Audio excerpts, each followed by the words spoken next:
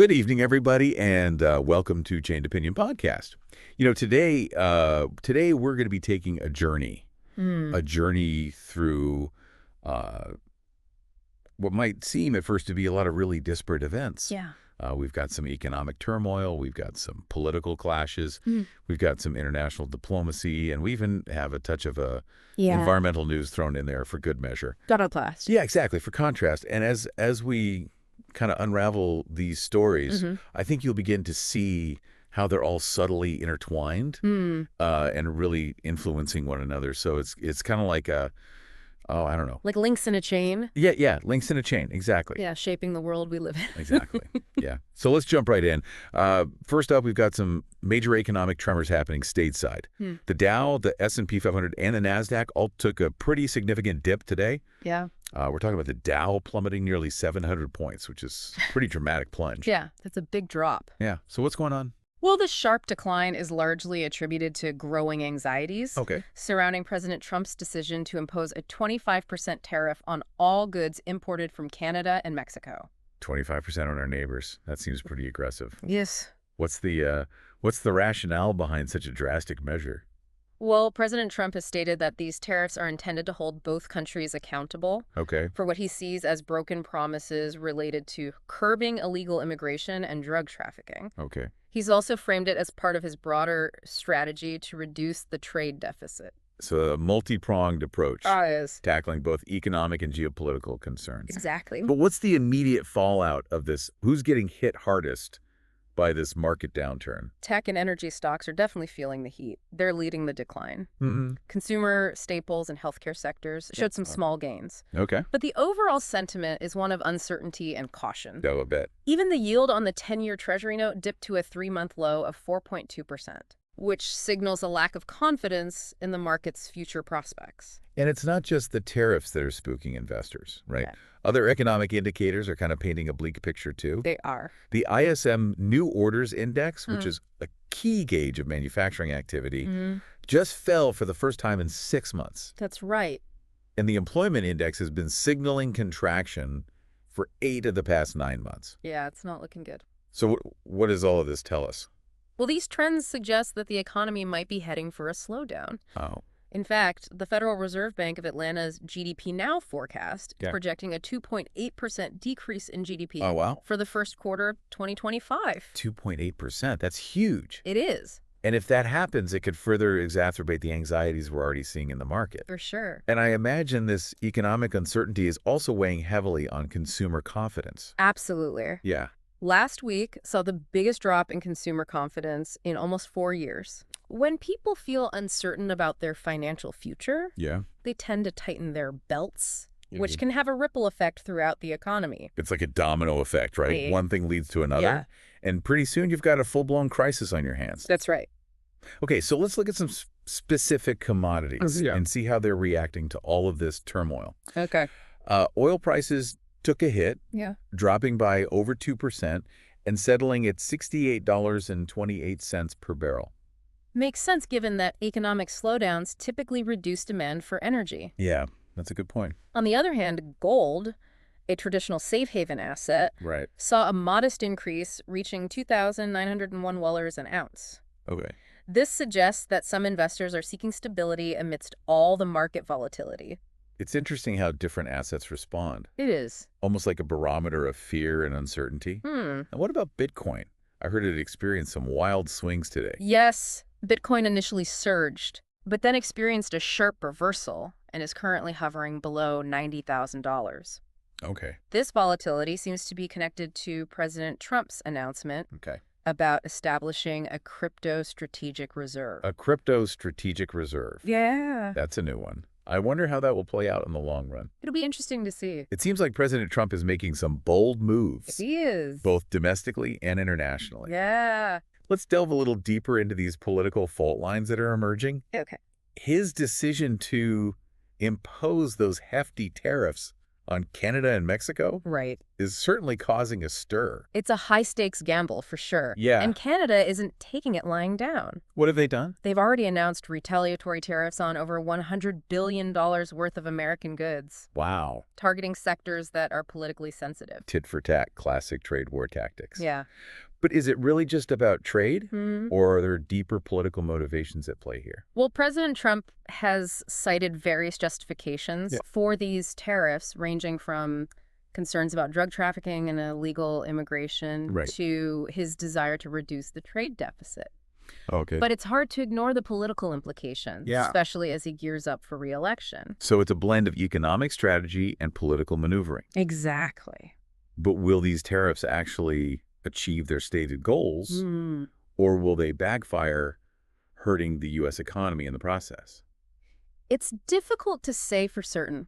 Oh. If they do have a substantial negative impact on the U.S. economy, there's a chance they could be reversed. Okay. However, there's also the possibility that President Trump might double down and impose additional tariffs on other entities like the European Union, India, or even specific industries like computer chips, autos, and pharmaceuticals. It's a lot of uncertainty right now. A lot of uncertainty. It's a volatile situation, and the stakes are incredibly high. And in the midst of all of this, President Trump is still arguing that tariffs actually encourage foreign companies to set up shop in the U.S. He often points to Taiwan's semiconductor manufacturing companies' recent $100 billion investment in U.S. production as proof that his strategy is working. But is that a sign of a larger trend? Or just an isolated case? It's hard to tell at this point. It's hard to tell. Yeah, okay, now let's shift our focus to the international stage, where the conflict in Ukraine continues to cast a long shadow. UK Prime Minister Keir Starmer, in collaboration with French President Emmanuel Macron and other European leaders, has proposed a framework for peace negotiations between Ukraine and Russia. Interesting. This framework emphasizes the need for European nations to step up and provide more robust security guarantees to Ukraine if a peace agreement is reached. Makes sense. Yeah, it's a recognition that lasting peace will require more than just words. Yeah. It will need concrete actions and commitments. And it seems like the UK is ready to put its money where its mouth is. Okay. Starmer has indicated a willingness to deploy British troops and Air Force resources to Ukraine to help enforce any peace accord. Okay. But there's a catch. What's that? The success of this plan hinges heavily on U.S. support. I see. Without American involvement, both in terms of military backing and diplomatic pressure. Right. It's unlikely to gain much traction. So Europe is looking to the U.S. for leadership. Which isn't surprising given America's global influence. Right. Speaking of the U.S., French President Macron has proposed a 30-day ceasefire in Ukraine. The idea is to halt all air, sea, and energy infrastructure attacks. To create a window for these peace talks to take place. That's a bold proposal. It is. It could potentially de-escalate the conflict and create an environment more conducive to dialogue. Yeah. But it remains to be seen whether all parties involved, especially Russia, will agree to such a ceasefire. Yeah, that's the big question, isn't it? It is. This brings us to a development that might throw a wrench into those peace efforts. President Trump has just announced a pause on all U.S. military aid to Ukraine. Now that's a curveball. What prompted this sudden shift in policy? It's seen as a tactical maneuver to pressure President Zelensky to be more receptive to peace negotiations with Russia.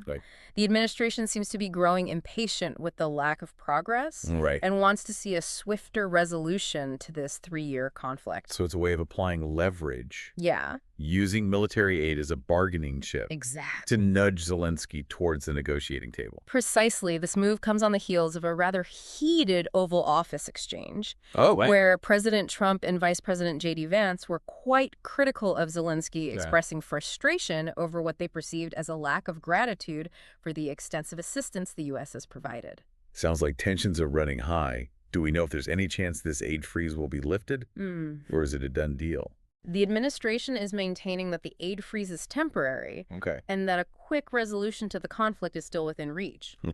They're urging Zelensky to moderate his stance and engage in good faith negotiations with Russia. So it's a carrot and stick approach. Yeah. Applying pressure while also dangling the prospect of renewed aid if Zelensky plays ball. Yes. And it's worth noting that there's also an economic agreement involving rare earth minerals that's still on the table. Okay. This deal could potentially sweeten the pot for Zelensky. Right. And incentivize him to participate in broader peace talks. It seems like everything is on the table right now. It does. From military aid to economic deals, Yeah. as the U.S. tries to broker a peace agreement in Ukraine. It's a complex geopolitical chess game with high stakes for everyone involved. Absolutely. Now let's pivot to something completely different but equally concerning: cybersecurity. Okay. There have been some interesting developments in this realm as well. Indeed, Defense Secretary Pete Hegseth has made the controversial decision to suspend all offensive cyber operations against Russia by U.S. Cyber Command. That is surprising. Why would the U.S. scale back its cyber offensive capabilities, especially given the growing threat posed by Russia in this domain? While the Pentagon hasn't provided a detailed explanation for this decision, it's speculated that it might be part of a broader strategy to de-escalate tensions with Russia. I see. The hope might be that by showing restraint in the cyber realm, the U.S. can encourage reciprocal restraint from Russia. So it's a gesture of goodwill, a way of signaling that the U.S. is willing to dial down the confrontation. Yeah. At least in cyberspace. That's one interpretation. Okay. However, it's important to note that this suspension only applies to offensive cyber operations by U.S. Cyber Command. Okay. Other agencies like the CIA are not bound by this decision. I see. And may continue their own cyber activities. That makes sense. It wouldn't be wise to completely disarm in the cyber realm, especially when dealing with a sophisticated adversary like Russia. Now let's take a break from the world of geopolitics and turn our attention to something a bit more personal. All right. Pope Francis, at 88 years old, remains hospitalized in Rome. Yeah. After being diagnosed with a complex pneumonia affecting both lungs. I heard about that. His condition has been a cause for concern globally. Of course. But thankfully, there have been some positive developments. Yeah. He's no longer relying on a mechanical ventilator. That's good. And has responded well to respiratory physiotherapy and high-flow oxygen therapy. Right. His white blood cell count is also stable, indicating that there are no signs of infection. So he's getting better. That's good news. Yeah. It sounds like his medical team is doing an excellent job of managing his condition. Yeah, it sounds like it. However, the Vatican has announced that he will unfortunately miss the Sunday Angelus prayer for the third consecutive week. Oh, wow. As his recovery continues. It's a sign that while he's making progress, he's still got a ways to go before he's back to full strength. Yeah. Hopefully he makes a full recovery soon. Let's hope he makes a full recovery soon. He's a beloved figure. Yeah, he is. Not just within the Catholic Church, but around the world. For sure. Now, for something completely different, let's turn our attention to some environmental news. Okay. Wildfires have been raging across the Carolinas. Oh, really? Causing widespread devastation. No. And prompting a state of emergency in South Carolina. I didn't hear about that. Governor Henry McMaster made the call after nearly 5,000 acres went up in flames across the state. Okay. There have been over 170 reported fires so far. Wow. Fueled by a combination of low humidity, bone-dry conditions, and strong winds. That's a recipe for disaster. Those are the perfect ingredients for a wildfire disaster. Yeah. And it sounds like it's hitting South Carolina pretty hard. Where are these fires concentrated?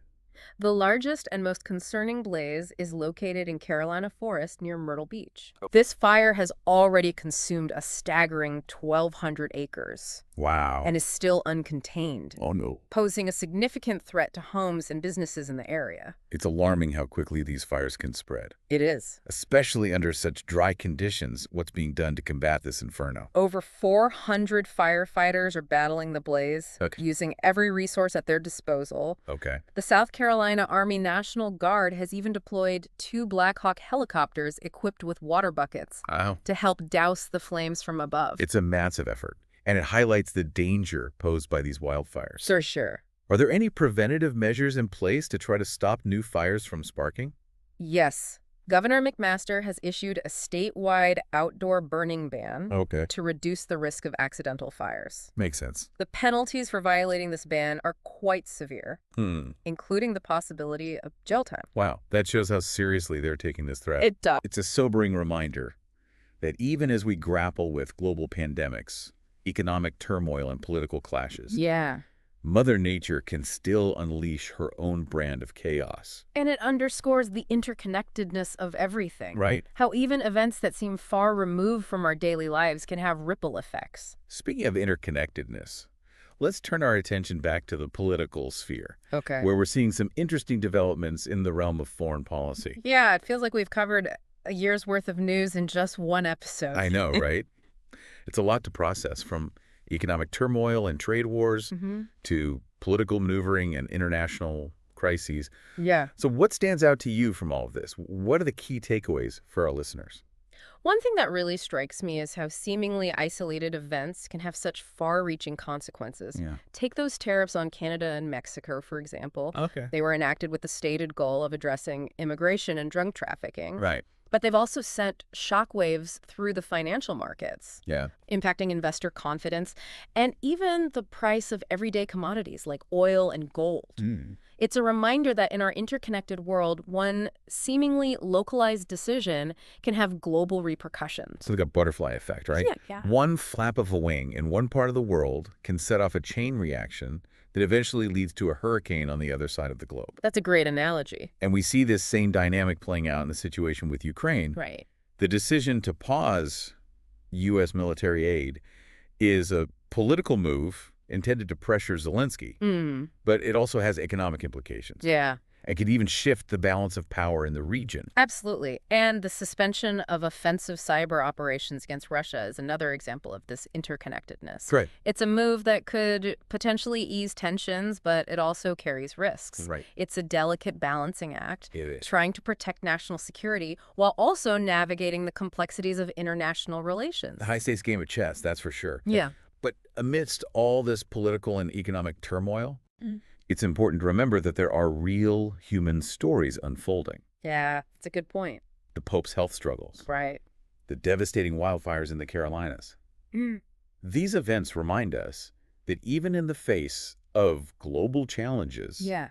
there are individuals grappling with their own personal battles. Those personal stories are often overlooked in the rush to cover the big headlines. Yeah, they are. But they're just as important. Absolutely. They remind us of our shared humanity and the resilience of the human spirit in the face of adversity. So as we wrap up this whirlwind tour of current events, Yeah. what's the one key insight, the overarching theme that you hope our listeners will take away from this conversation?